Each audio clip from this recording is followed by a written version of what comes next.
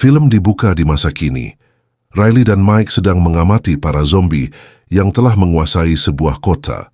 Mereka memperhatikan makhluk-makhluk itu yang secara samar masih menyimpan ingatan tentang kehidupan mereka sebelumnya, seolah belum sepenuhnya kehilangan kebiasaan yang dulu mereka jalani semasa hidup. Beberapa zombie tampak memainkan musik, walau tak satu pun bunyi terdengar oleh telinga manusia. Sementara itu, salah satu zombie yang terlihat seperti pemimpin, yang kemudian disebut Alpha, menarik selang bensin untuk mengisinya ke sebuah mobil, meskipun kendaraan tersebut sebenarnya sudah tidak ada bentuknya. Adegan berpindah ke karakter lain. Kolo dan kelompoknya mendatangi sebuah tempat pembuangan untuk menyingkirkan beberapa peti. Ketika melihat zombie berkeliaran, mereka langsung menghabisinya tanpa ragu. Setelah itu, peti terakhir dibuang dan darah terlihat menetes perlahan dari dalamnya. Kembali ke Riley dan Mike. Mereka dikejutkan oleh kemunculan seorang pria yang dikira zombie, hingga Mike refleks menembak. Untungnya Riley segera menghentikannya dan memperkenalkan pria tersebut sebagai Charlie, rekan mereka. Tak lama kemudian, kembang api mulai menghiasi langit malam. Ketiga pria itu kembali ke sebuah truk lapis baja yang telah dimodifikasi bernama Dead Reckoning, hasil rancangan Riley. Beberapa saat kemudian, kelompok Kolo bergabung. Terungkap bahwa kendaraan ini digunakan untuk melintasi wilayah zombie demi mengumpulkan persediaan penting. Riley mencoba memperingatkan Kolo bahwa zombie mulai mampu berpikir dan saling berkomunikasi. Namun Kolo menganggapnya sekadar omong kosong. Ia lalu menaiki motor bersama Mike, menjelaskan bahwa penyerbuan hanya dilakukan malam hari agar bisa memakai kembang api sebagai pengalih perhatian. Benar saja, para zombie terhipnotis oleh cahaya kembang api.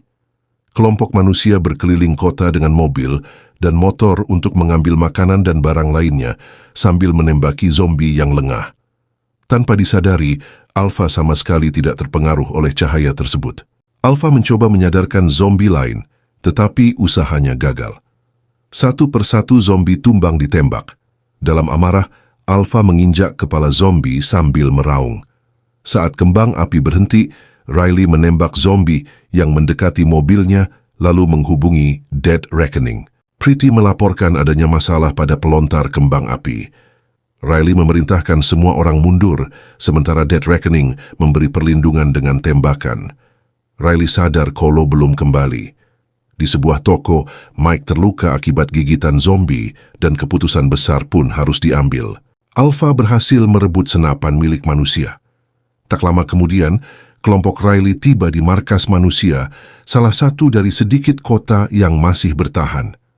Di tempat ini, kaum kaya tinggal di menara hunian mewah bernama Fidelas Green, sementara rakyat jelata hidup di wilayah kumuh. Kota tersebut dijaga ketat oleh petugas yang berpatroli tanpa henti. Pagar listrik mengelilingi seluruh wilayah, sehingga zombie yang mencoba memanjat akan langsung tersetrum. Selain itu, kota ini dikelilingi air dan hanya memiliki satu akses masuk melalui jembatan utama. Setelah menyerahkan persediaan, Riley menemui Kolo dan menyalahkannya atas kematian Mike akibat tindakan yang dianggap ceroboh. Kolo membela diri dan mengatakan bahwa Mike seharusnya sudah memahami semua risiko pekerjaan ini sejak awal sebelum ikut terjun. Dalam percakapan itu terungkap bahwa Kolo berencana segera pensiun. Ia bermimpi tinggal di Fidelas Green dan perdagangan minuman menjadi salah satu cara paling cepat untuk mengumpulkan uang di dunia yang telah hancur ini. Keesokan paginya, Riley dan Charlie pergi ke daerah kumuh dan secara tidak sengaja bertemu Mulligan, seorang aktivis di antara para gelandangan. Mulligan berusaha mengajak orang-orang bangkit melawan kaum elit yang selama ini menindas rakyat kecil. Riley adalah teman lama Mulligan dan sempat diajak bergabung. Namun ia menolak dengan halus karena tidak tertarik pada urusan politik. Setelah itu, Riley pergi menuju sebuah garasi untuk memeriksa mobil yang ia beli sehari sebelumnya. Namun mobil tersebut menghilang tanpa jejak. Untuk mencari jawaban, Riley mendatangi sebuah klub bawah tanah, tempat Warlock menjadikan zombie sebagai hiburan. Beberapa zombie dirantai untuk foto, sementara lainnya dipaksa bertarung sebagai tontonan taruhan. Riley menemui pria bertubuh kecil bernama Chihuahua dan menanyakan mobilnya. Chihuahua mengaku tidak tahu tetapi berjanji akan membantu.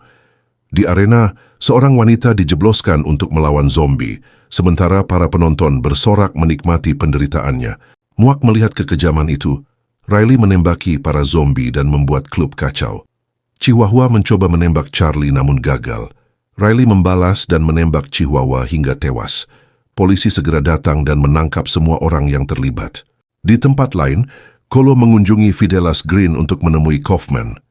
Ia menemukan kejadian mengerikan di salah satu apartemen dan terpaksa membunuh zombie yang bangkit. Sementara itu, para zombie diam-diam mengikuti jejak Riley membuka jalan atas perintah Alpha. Lubang itu terbuka dan tampak beberapa mayat zombie tergantung terbalik. Tubuh mereka dipasangi sasaran dan dijadikan alat latihan menembak manusia. Pemandangan kejam ini membuat kemarahan Alpha semakin memuncak dan menumbuhkan kebencian besar terhadap manusia yang memperlakukan kaumnya tanpa belas kasih. Tak lama kemudian, Kolo menemukan Kaufman di kantornya dan menyerahkan semua barang pesanan dari kota. Kolo berharap itu menjadi bayaran agar diizinkan tinggal di Fearless Green. Namun Kaufman menolak, meski selama 3 tahun, Kolo telah menyingkirkan semua saingan politik demi dirinya. Kaufman bahkan memanggil penjaga untuk menyingkirkan Kolo. Di tangga terjadi perkelahian singkat, tetapi Kolo berhasil mengalahkan penjaga dan merebut senjatanya. Pada malam hari, Kolo dan kelompoknya menuju pangkalan dengan rencana mencuri truk tempur canggih bernama Dead Reckoning. Di pangkalan, 2 tentara mendengar suara aneh dan mendapati Alpha berdiri di hadapan mereka. Alarm berbunyi, pagar yang tak dialiri listrik diterobos zombie dan pertempuran pecah. Para prajurit kewalahan, sementara kelompok Kolo memanfaatkan kekacauan untuk mencuri Dead Reckoning dan kabur. Saat kendaraan itu keluar, Alpha menembak, dan secara tak terduga memicu ledakan besar. Pangkalan hancur dan para zombie mulai bergerak menuju Fearless Green. Kolo lalu menghubungi Kaufman, menuntut $5 juta atau ia akan menghancurkan menara Fidelas Green menggunakan Dead Reckoning. Kaufman menolak dan membebaskan Riley dari penjara untuk merebut kembali kendaraan itu. Riley curiga namun menerima dengan syarat senjata dan teman-temannya dibebaskan. Sementara itu, Kolo mengirim Mouse ke pelabuhan. Riley dan timnya pun bersiap menghadapi ancaman zombie di jembatan. Saat mereka mencoba mengakali kabel-kabel, Charlie tiba-tiba mengeluarkan pistol dan mengarahkannya ke Slack. Wanita itu ketakutan, namun tak lama kemudian Slash melakukan hal yang sama kepada Charlie. Situasi menjadi seimbang, walau telinga Charlie terluka akibat gesekan sebelumnya. Sementara itu, Riley dan Manolith berada di dalam sebuah bangunan. Mereka menemukan prajurit zombie yang sedang melahap rekan-rekannya sendiri. Riley segera menembak kepala zombie tersebut, dan saat mengamati lebih dekat, mereka menyadari masih ada banyak zombie lain di bagian belakang. Karena para zombie terlalu sibuk makan, Riley dan Manolith memanfaatkan momen itu untuk menembaki mereka satu persatu. Setelah berhasil mendapatkan amunisi yang dibutuhkan, keduanya segera berlari keluar untuk bergabung kembali dengan kelompok sebelum situasi semakin memburuk. Tiba-tiba sebuah zombie muncul di tengah jalan. Awalnya dikira tanpa kepala, tetapi Charlie dengan sigap menghabisinya. Setelah itu, kendaraan mereka langsung melaju pergi meninggalkan area berbahaya tersebut tanpa berhenti sedikit pun. Di perjalanan, Riley bercerita bahwa ia pernah memiliki seorang adik laki-laki, namun adiknya digigit zombie dan bermutasi dalam waktu kurang dari 1 jam. Riley tak punya pilihan selain mengakhiri hidup sang adik demi mencegah risiko yang lebih besar. Mendengar cerita itu, Slick tidak ingin mengambil risiko serupa. Ia pun menghabisi Manolith tanpa ragu. Beberapa saat kemudian, Riley memeriksa alat pelacak yang ia buat saat merancang Dead Reckoning agar bisa mengetahui pergerakan kendaraan tersebut. Slack mengaku bahwa ini adalah pertama kalinya ia keluar dari kota. Mendengar itu, Riley meminta untuk menepikan mobil. Bersama Charlie, ia mengarahkan senjata ke Morton dan Pil, menduga mereka mendapat perintah dari Kaufman untuk melakukan eksekusi. Setelah Dead Reckoning berhasil direbut kembali, Riley menyatakan bahwa ia tidak ingin Kaufman memiliki rancangannya. Ia berniat kabur menggunakan truk super tersebut. Jika tidak setuju, para prajurit elit dipersilakan pergi dari misi ini. Moton dan Pil menyadari bahaya di sekitar mereka dan akhirnya setuju. Mereka bahkan bersedia membantu Riley. Di saat yang sama, di Fiddler's Green, Kaufman mengumpulkan dewan dan mengklaim memiliki pos rahasia penuh persediaan makanan untuk keadaan darurat. Sementara itu di Dead Reckoning, Kolo melihat kedatangan para zombie. Waktu tersisa hanya 40 menit. Ia menghubungi Mouse, tetapi belum ada kapal datang. Kolo memerintahkan timnya menyiapkan rudal sebagai langkah terakhir. Mouse melihat zombie mendekati pintu dan segera menembaknya. Saat mengintip keluar, ia menyadari masih banyak zombie lainnya dan memilih mundur. Sayangnya, zombie lain telah menunggunya. Semua ini membuktikan dugaan Riley bahwa zombie kini semakin cerdas. Tak hanya itu, gerombolan zombie terlihat berdiri di dekat perairan seolah kebingungan. Alpha memperhatikan pantulan cahaya lalu mulai berjalan maju, diikuti zombie lainnya. Karena tidak perlu bernapas, mereka menyeberangi air tanpa kesulitan. Kembali ke Riley, ia memantau rute Dead Reckoning melalui perangkatnya dan menyimpulkan kendaraan itu menuju bukit untuk posisi tembak optimal. Slick memutuskan mengambil jalan pintas agar tiba lebih dulu, sementara semua orang bersiap bersembunyi. Saat Dead Reckoning akhirnya tiba, Riley dan Charlie keluar untuk menyambut. Kolo membiarkan mereka masuk lalu mengarahkan senjata ke Riley sebelum memerintahkan Pretty untuk segera bersiap. Rudal pun disiapkan. Riley menegaskan bahwa serangan tersebut akan membunuh banyak penduduk tak berdosa.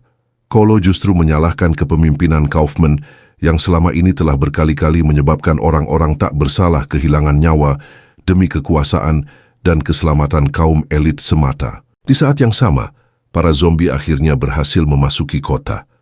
Mereka menyerang siapapun yang mereka temui, menyebarkan teror, kekacauan, dan kehancuran.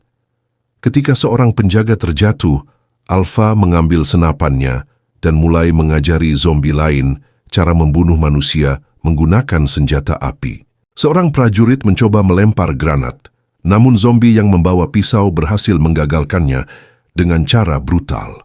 Waktu menunjukkan tengah malam.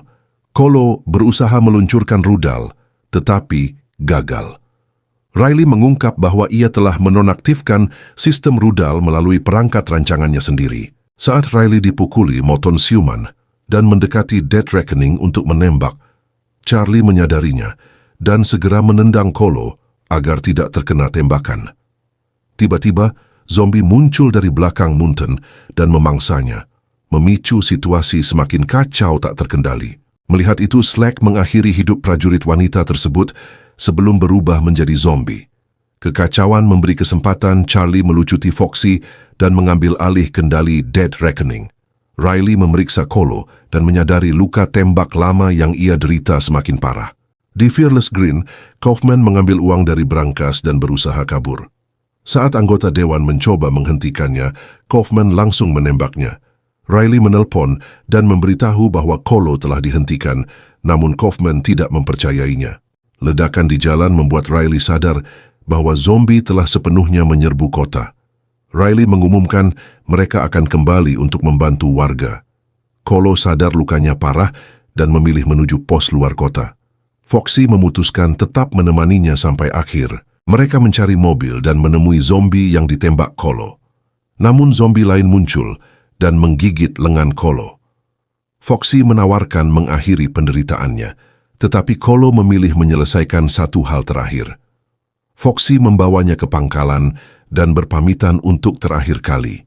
Di kota, zombie terus membantai manusia dan belajar menggunakan senjata serta alat berat. Riley meminta penjaga membuka pagar agar warga kabur, tetapi listrik tidak bisa dimatikan. Jalur utama terlalu berbahaya. Riley menemukan alternatif, sebuah jembatan yang selalu terangkat. Sementara ratusan korban berjatuhan, zombie bergerak maju. Saat itu, gerombolan zombie mengepung kendaraan dari segala arah tanpa henti. Riley segera menarik tuas untuk mengaktifkan jembatan, namun butuh beberapa menit hingga turun sepenuhnya. Tiba-tiba, satu zombie melompat ke arahnya. Tim membuka palka atap dan menyuruh Riley memanjat. Riley mengambil senjatanya dan menembak zombie yang terlalu dekat. Sementara Riley memanjat, Pretty melajukan kendaraan dengan brutal. Ia melindas zombie di depan dan menembaki sisi-sisinya. Saat melintasi jembatan, mereka tidak sadar satu zombie bergelantungan di tangga belakang dan berhasil membuka pengaman rudal di atap kendaraan. Di dalam kota, para warga berlari menuju pagar, tetapi aliran listrik masih menyala sehingga mereka terjebak. Zombie mengepung dari segala arah. Manusia mengira semuanya telah berakhir. Saat itu, Dead Reckoning menyalakan kembang api yang menerangi langit malam. Zombie tertegun sesaat, namun kecerdasan mereka telah berkembang. Efek kembang api hanya bertahan sebentar. Di ruang kontrol, Kaufman dan Nip yang berusaha kabur berpapasan dengan Alpha. Kaufman menembak, namun tidak mengenai kepala dan sama sekali tidak menghentikannya. Nip menarik Kaufman ke garasi dan mencoba melarikan diri. Alpha kembali menemukan Kaufman di dalam mobil. Guncangan tak membuatnya keluar, hingga Alpha memecahkan kaca, mengisi mobil dengan bensin, dan membiarkannya mengalir tanpa ampun. Kaufman akhirnya keluar, tetapi belum sempat lega, Kolo muncul sebagai zombie. Tembakan Kaufman tak berpengaruh. Ketika tim Riley tiba di pagar utama, mereka terpukul karena warga telah dilahap zombie. Riley memerintahkan Charlie meluncurkan rudal. Ledakan besar memusnahkan seluruh kawanan zombie dalam hitungan detik. Film ditutup dengan kemunculan para penyintas yang keluar dari persembunyian. Usaha tim tidak sia-sia. Mulligan bertanya, apakah Riley akan ikut evakuasi keluar kota? Riley menolak dan memilih pergi ke Kanada bersama teman-temannya. Tanpa disadari, satu zombie menyusup ke Dead Reckoning. Terdengar tembakan, Riley berlari kembali dan mendapati Pil telah menghabisinya lebih dulu dengan sigap. Adegan terakhir menampilkan jembatan. Alpha memimpin zombie yang tersisa pergi. Pretty ingin menembak, namun Riley melarang. Menurutnya, mereka hanya mencari tempat hidup. Tim melaju sambil menyalakan kembang api menuju Kanada. Riley sebenarnya bisa menghancurkan mereka, tetapi memilih tidak melakukannya. Ia melihat zombie telah belajar, memiliki tujuan, dan berjuang bertahan hidup. Kisah pun berakhir dengan pertanyaan besar tentang masa depan mereka semua. Di sisi lain, Riley juga menyadari bahwa manusia yang hidup di bawah sistem Kaufman sama sekali tidak lebih suci. Mereka tega membiarkan rakyat kecil menderita demi kenyamanan segelintir orang kaya. Kesadaran ini menjadi titik balik besar dalam cara pandangnya terhadap dunia.